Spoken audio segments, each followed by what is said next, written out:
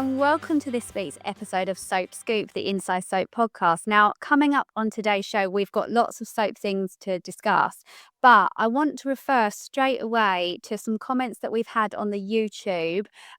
Now, we've got one here from the amazing Fleeson771, who has told us off, and quite rightly, for not discussing the Jodie mystery as much as we should have done in the last podcast. And you're absolutely right, because we do love a soap mystery and we just didn't get into it enough. So that's the first thing that we're going to do. We're going to take a deep dive into this character of Jodie, who just feels so random in everything she's doing, and there's so many unanswered questions. So I'm just going to read out what Fleeson771 said to us. They said there really was not enough discussion on what the hell is going on with Jodie in the podcast. In the last week or so, it really has been an eye-opener with Bernie and young Olivia, ? And that locket. I really don't know where this storyline is going now, and I really need to know what it had to do with Graham in Emmerdale, of course. Glad to see Bethany is seeing through her, but that could make her a target. Very interesting that what Jodie said in the shop in such a cavalier way. Thought it was Lily that took Brian's book. Now not so sure, given Jodie can walk through walls and doors. Love that. Thank you very much for commenting, because it's given me and Johnny plenty to talk about. Johnny, what do you reckon? Because we've got lots of theories. Start off with your one that she could be the next serial killer. I mean, this feels quite obvious in a way, but it could be a red herring. She's got her trinket box, right? We've seen the trinket box. And if you watch your Netflix serial killer documentaries, other streamers are available. Serial killers, they do like to take a little trophy, don't they? Their victims or people they target. It's all a bit macabre. But so is she a serial killer? Another kind of thing that this reminds us of is Mad Meena from Emmerdale, one of the greatest soap serial killers of all time. Similarly, Meena was the younger sister of an established character who was kind of jealous of her sister's life and kind of sought to destroy it, and had a whole lot of fun along the way with some of the most darkly comic murders and reign of terror we've ever seen. Are you getting Meena vibes? Because I'm not. Other people have said this, and again, the trinket box, the seemingly random motivation, but if anyone she looks at her the wrong way, they become her target. Do you feel that? I do see where people are coming from. Jodie's energy is just not as mad as Meena's. Do you remember when Meena first came to Emmerdale and we were all like, who is she? A hurricane, wasn't she? She was so unpredictable, and like the fun friend that you think, oh, we're going to go for a night out, and then 4 hours later you're in A&E or the police station. You're like, I wish I'd never had that sambuca shot with that girl. There isn't that with Jodie. You're right. No, and I think with Meena as well, and no disrespect to the lovely Paige Sandu in the beginning of that journey, but it was such a wild arrival for Meena that all of us were like, what is this performance? And then it all made sense when she was so big, wasn't she? It was very deliberate. Yes. That she was just so random and inappropriate, and It was unhinged, deeply unhinged, as it turns out. Yeah, unhinged.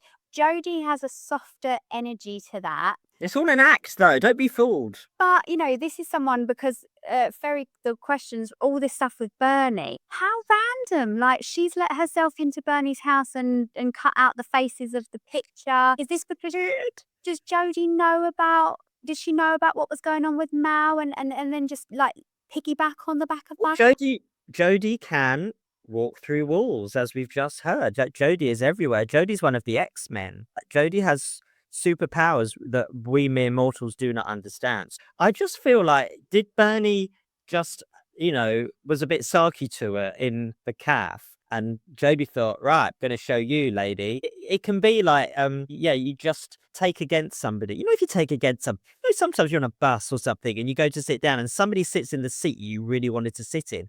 And in your head, you're like, oh, that's really got on my nerves. And you kind of then think, I hope that person has a terrible day. Is that just me? I don't know. Hard relate out there, hopefully from somebody.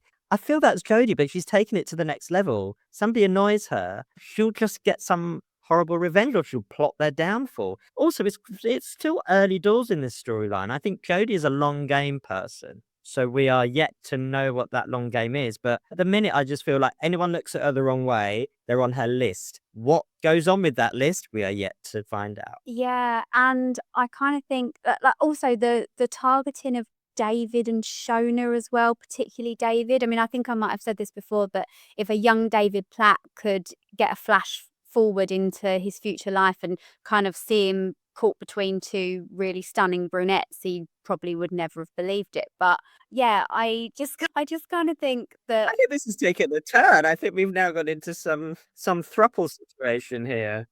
But I don't know. I don't. It's very.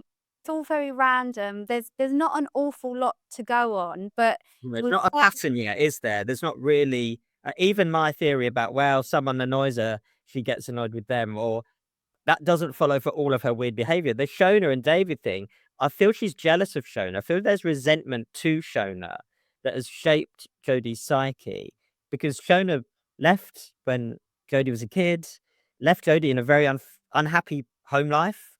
Shona never bothered with her. So as much as Jodie's like, oh, my sister back in my life, it's great. She hates her guts and she wants to steal her husband. Yeah, absolutely. And you had another idea actually, which I absolutely loved. Would you like to tell our gentle listeners your other theory? Is this my face swap theory? Yes. You like Face Off? Remember that movie, Nicolas Cage, where he swaps faces with John Travolta? One of my theories, I have a lot, because all I do is think of, stuff that might happen in a soap opera, which I kind of get paid for as well, which is cool.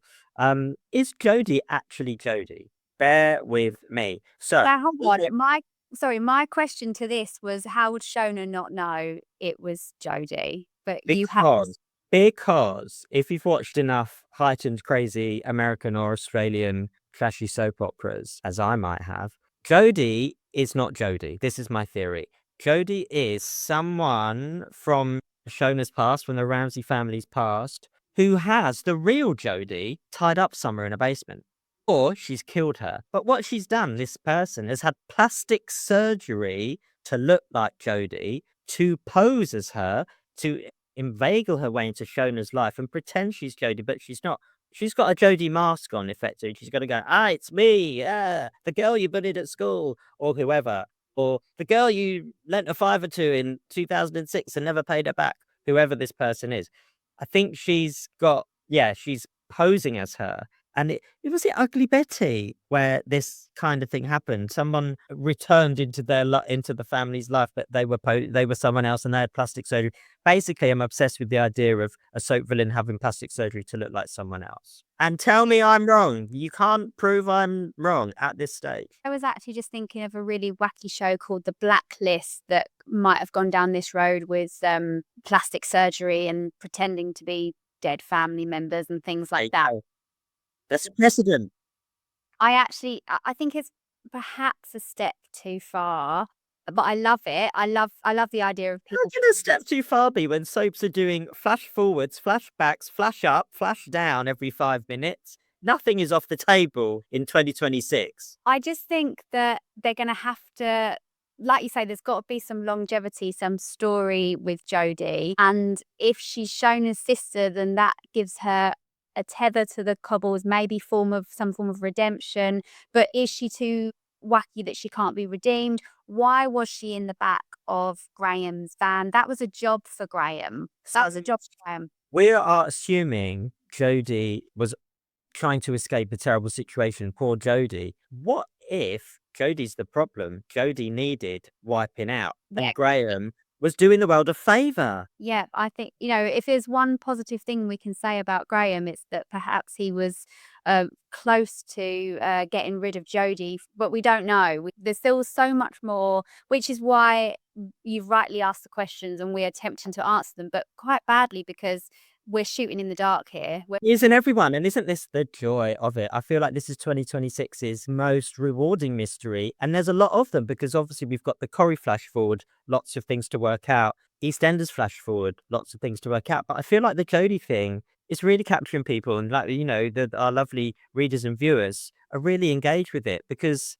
she is so enigmatic, and because it's also a family we really care about. We love Shona and David as a couple, and they can do anything, right?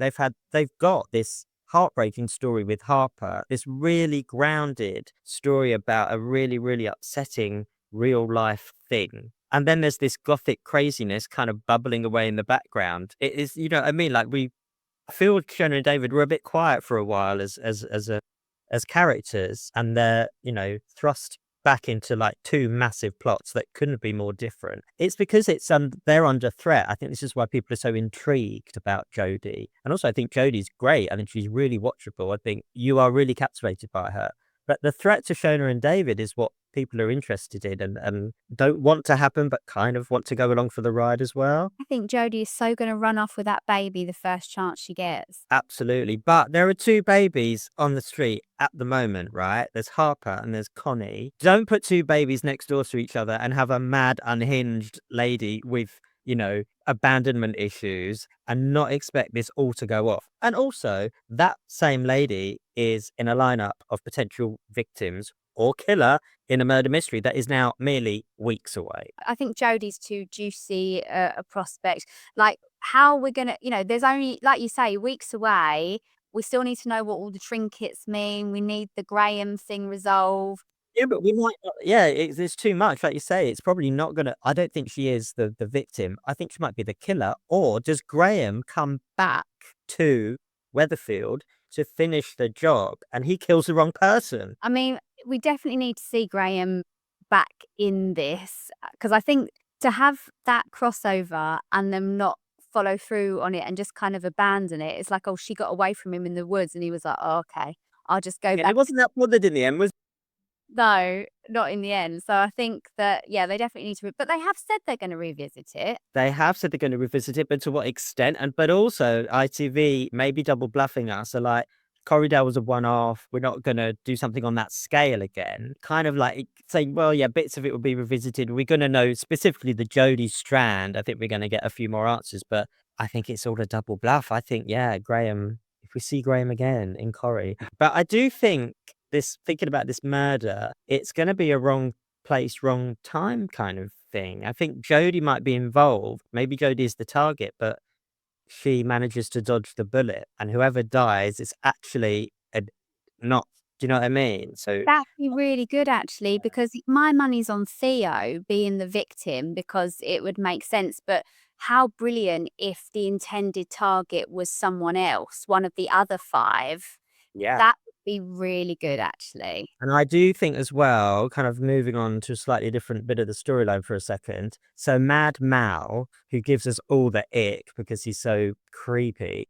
I know he gives, can I just say, I know he gives ick, but he's really good at it and really quite watchable. Like, Yeah, great ick. Great ick. I don't want to go so far as to say that I like Mal because, like, he terrifies me. Okay, I'm worried. No, he terrifies me, but I do quite enjoy him because he's so out Yeah. there. And And it's what I love is that Bernie is so unshakable normally, isn't she? She's always the smartest person in the room who dominates the space. She's absolutely terrified when she's around Mal. Obviously, Mal's been in a coma or whatever, so we can reveal in next week, and this is all covered in the new issue of Inside Soap out today. He's gonna wake up, but is he gonna reveal what really happened and who really assaulted him and all of this? So with Mad awake and back on the scene, I think Mad Mal might be involved in this murder. It's all the M's, isn't it?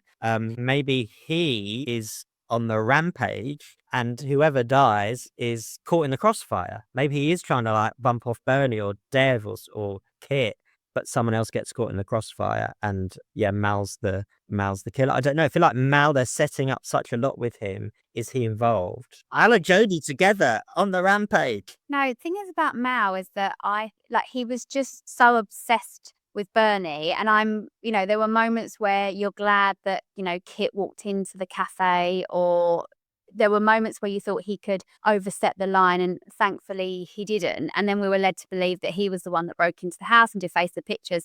He wasn't, but I just don't think he's dynamic enough to be the killer.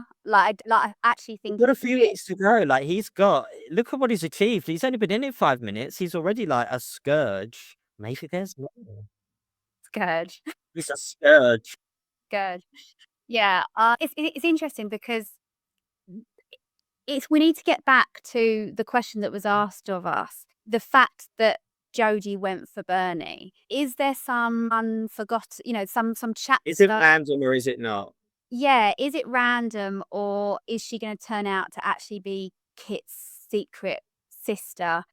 No, because Kit and Shona cannot be in any way related because they slept together. Yeah, scrub that. But is she connected to Bernie? So Bernie, we know, was off her face for like most of the 90s into the noughties. All sorts of things could have happened. All sorts of things could happen with Bernie in that time.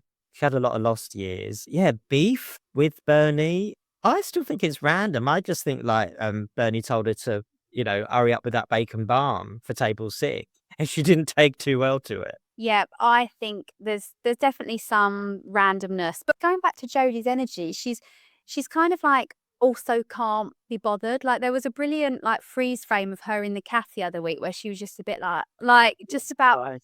yeah, just about kind of being stuck on Coronation Street. But there's also the dad. So Shona and Jodie's father, we've only glimpsed. There's this big old like song and dance about bringing him in. It's also played by an actor who people might know from other things. He was in Brassic. He's a bit of a name to bring into the show. He's only had like one scene and he barely said anything. So surely we've got to see more of him. And whatever past like that her and the dad have got, the dad is the key. The dad could answer all of our readers and viewers' questions. Maybe he could come on the podcast and you could you could just Live, type in your questions in the chat. live from his premiere in that bedding, like you said, like all that room was missing was a coffee machine.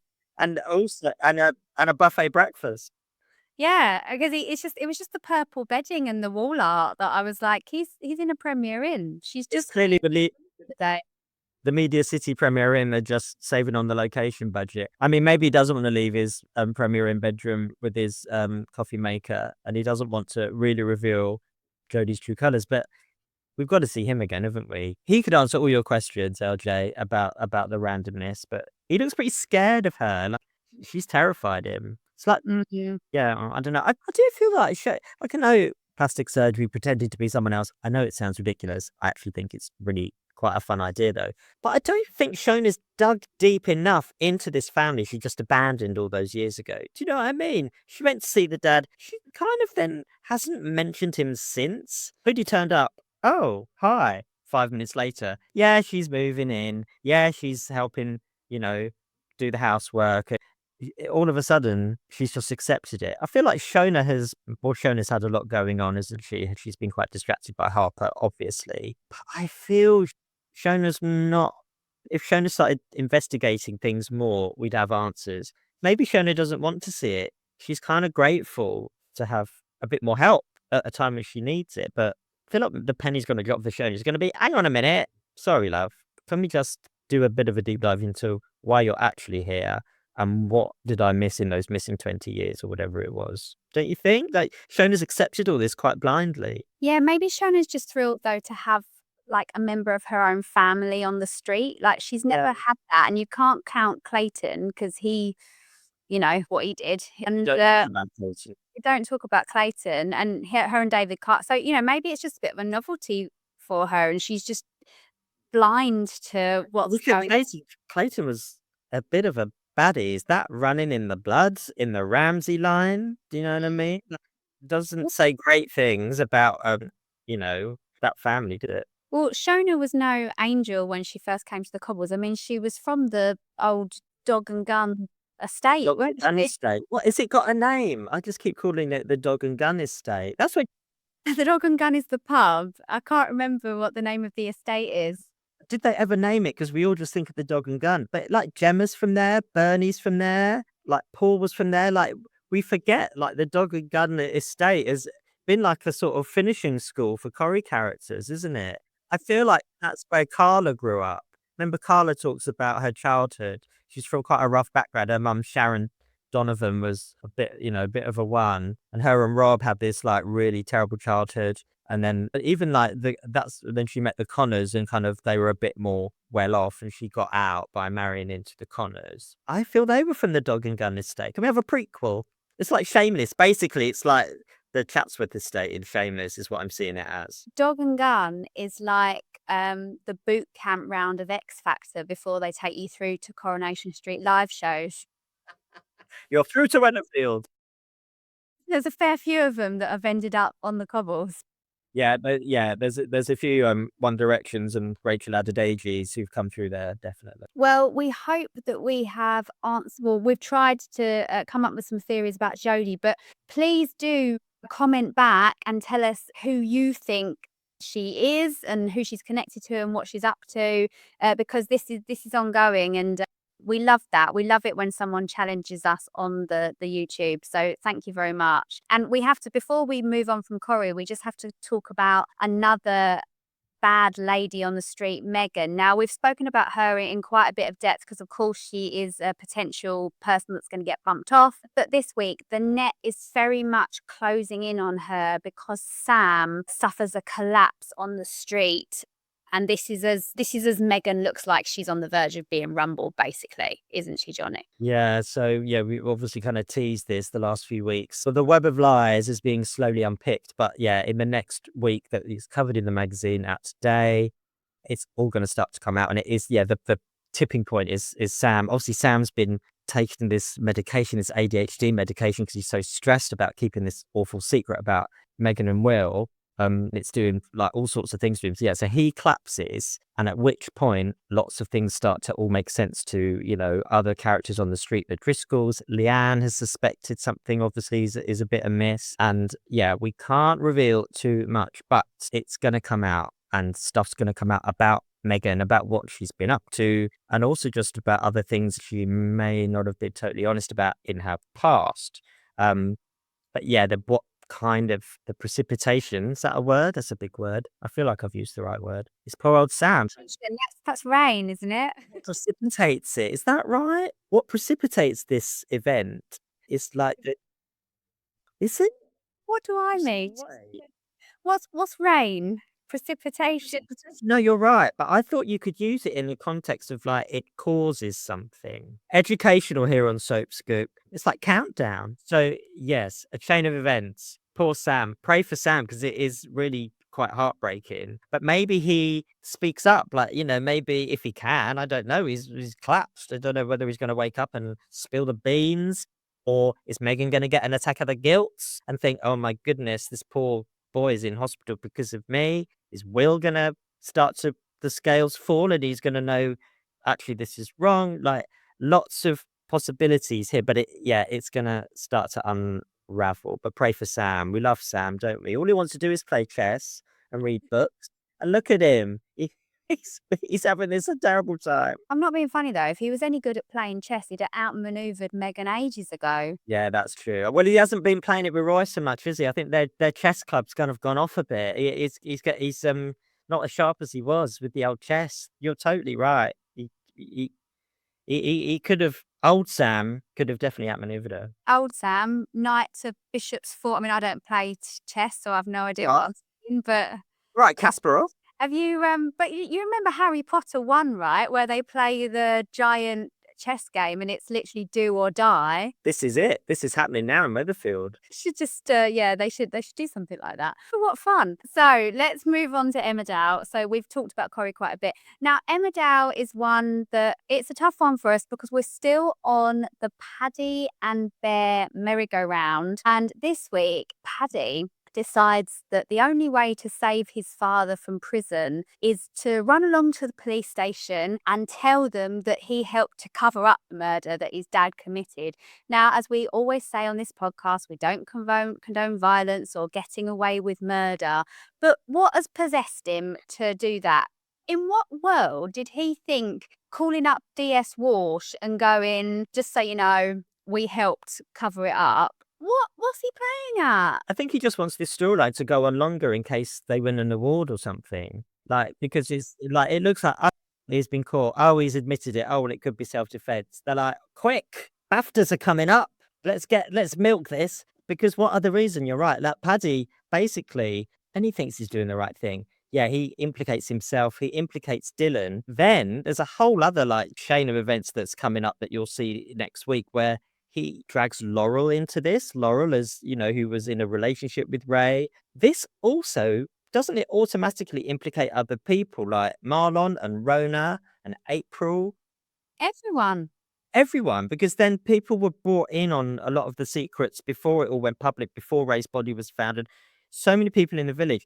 I'm kind of thinking like Emmerdale's going to become set in a prison. It's going to be like prisoner cell blockade or something, because Moira's in prison, right? For something she didn't do. Bear may well go to prison now. Paddy, thanks to old gobby Paddy, he might go to prison with Dylan, with Rona, with Marlon, with Laurel, with who else? Kim Tate, Celia's dog? I don't know. Everyone's going to be in prison. But I know, Paddy, I respect your, thought process here, but you are just going to get everyone into trouble, including yourself. Is this really wise? And there's no budget for any more prison sets. They've only got the visiting room. They haven't even got cells like Corrie have. That's true. That's true. Maybe they, in the spirit of crossovers and content sharing, they could borrow each other's. They could be. What if it's the Corriedale prison? Lou, Debbie, Moira.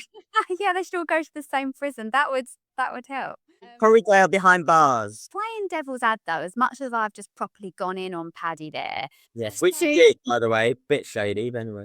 I did go in on him, but what could he have possibly done in that situation? I mean, I suppose, the right thing to do would have been to have called the police straight away and gone, my dad's just put someone in the worst bear hug of all time and they've died. He's on me floor. Can you come and have a look at him? Yeah. That would have been good, wouldn't it? Yeah. If only he'd had a flash forward to that himself and go, I know what I'll do. But no. Yeah. This is his fault. This is his fault. That's what he's trying to clean up his own mess, isn't he, Paddy? But you know what? Rather than us going on Paddy, I have to shout out to one of our colleagues, Kate, who wrote the interview piece up this week for the Paddy and Bear storyline. And we have an Inside Soap Says column where we kind of get on our soapbox and say what we think about the story. Rather than going on Paddy, she's gone in on D.S. Walsh and the Hotton Police. And she said, stop wasting taxpayers' money having a go at Dylan, Paddy and Bear, and go out and look for more Celias who are running slavery operations on the farms. Kate makes a very good point, because Celia was about to go to some place in Wales, wasn't she? To start the new farm. No one's gone to investigate that. No one's chasing that lead, are they? Yes, this is happening. It's the whole point of the storyline. This is happening in communities everywhere. And all deals Walsh is interested in is, poor old Bear making an old man cry. Also, as well, have they searched Celia's farm? I mean, they probably haven't found much because it was such a mess. Like, that kitchen was disgusting.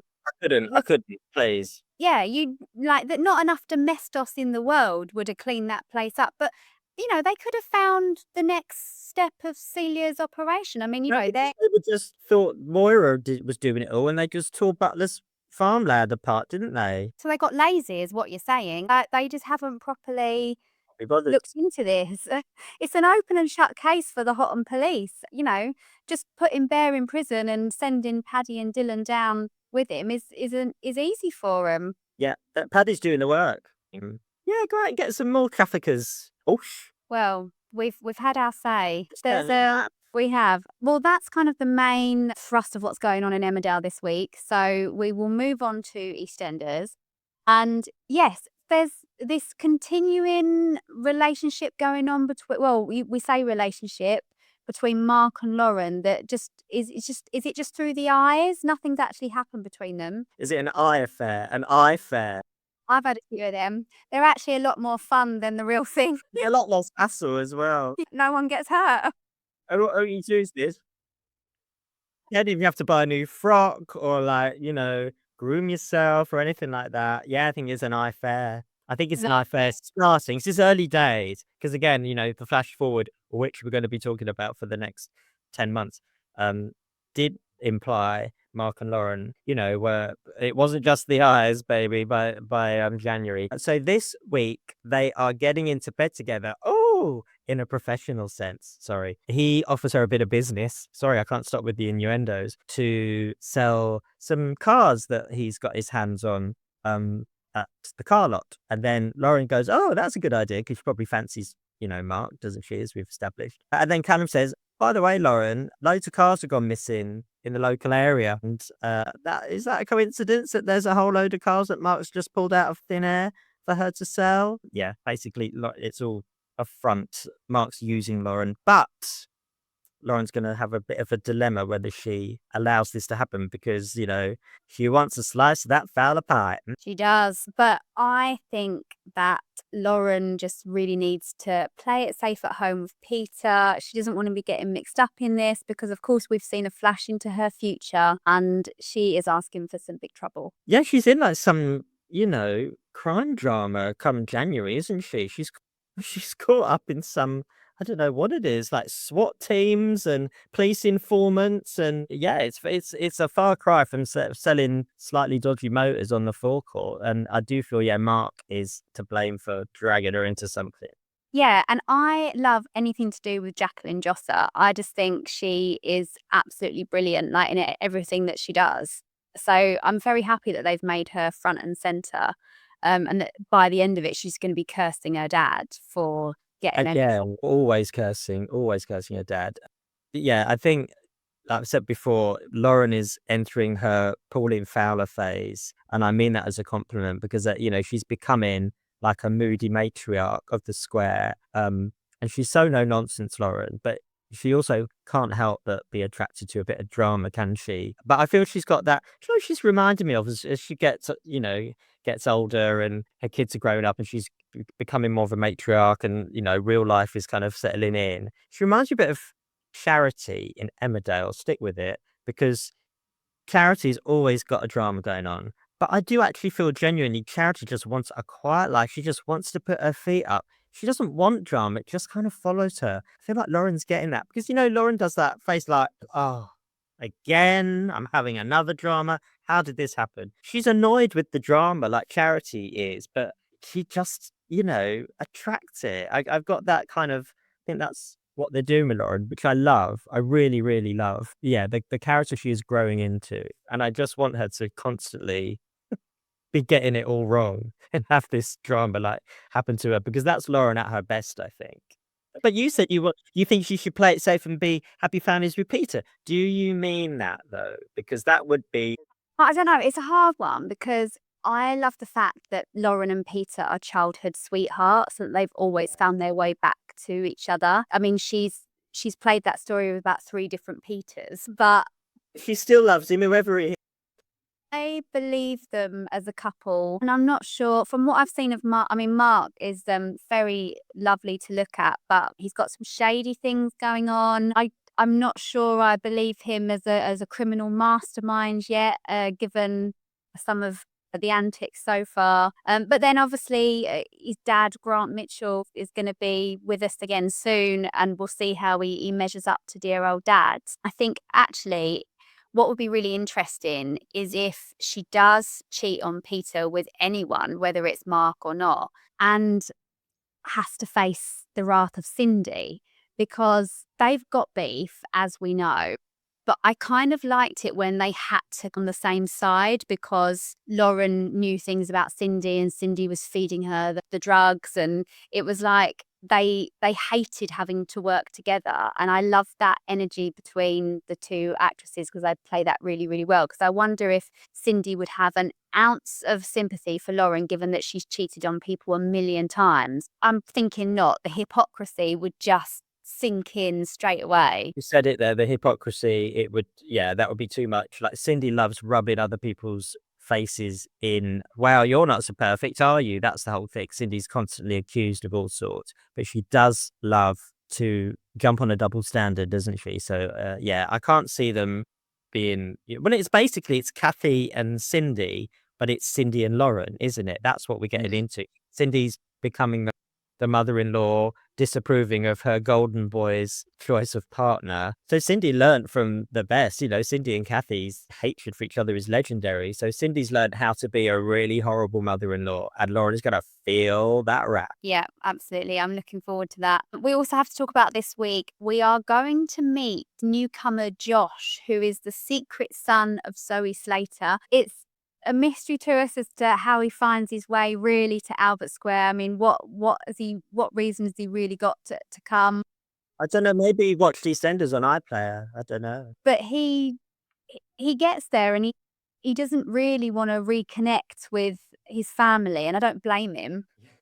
Well, he must have seen EastEnders then. No, he's kind of asking questions, and his adopted mum is also there as part of this story as well. So yeah, there's a lot of questions here, but I think it's gonna be fleshed out, the whole backstory. Like Josh and Jasmine were also, we thought, separated at birth, like Luke Skywalker and Princess Leia, if you get that reference, and grew up, had totally separate lives. But then Josh seemed to be in touch with Jasmine because he rang her on the phone that Cindy had. Are they in touch? We don't know. We don't know. We're gonna find out. But what he does make very clear when he arrives is that he does not want a bar of biological mum Zoe Slater. So what does he know about Zoe? And what's the situation there? Does he know anything about her?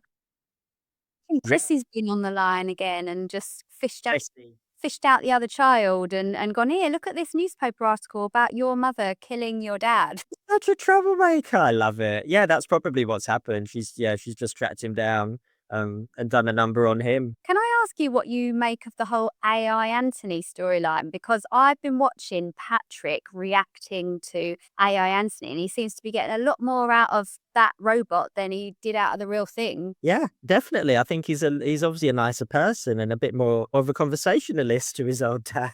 So good for you, Patrick. We did do a joke in the magazine, like, that Denzel said, all you need is a video of Anthony to be able to create AI. And of course, there's that video of him going nuts at Zoe at Christmas.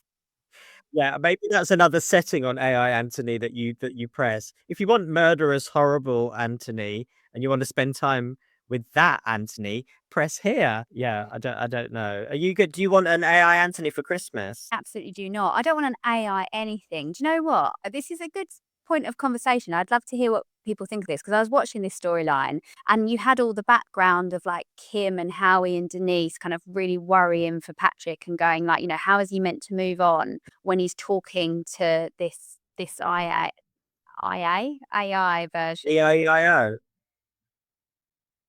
this version of Anthony. And I completely agree. Like I was out with friends a couple of weeks ago and they had like the new app that could do this thing and bring pictures to life. And one of them even offered to bring to life a picture of my cat that is sadly no longer with us. And I've got plenty of videos of my cat, so I don't feel like I need to do that. But I don't know, I find it weird and you know what, each to your own. If this helps somebody through a moment of upset, then fine. But for me, it wasn't for me. No, and I think if they start doing deceased cats on EastEnders as a storyline, it is a step too far, and there has to be an action line about it. Yeah, I mean, did we ever find out what happened to Zoe's cat? I mean, she was calling for it with tins of tuna for long enough. Where is Zoe's cat? We need to know. Any readers or listeners know? Yeah, I don't know. What was the fate? I What was missed the the trick fate? not putting it in the flash forward.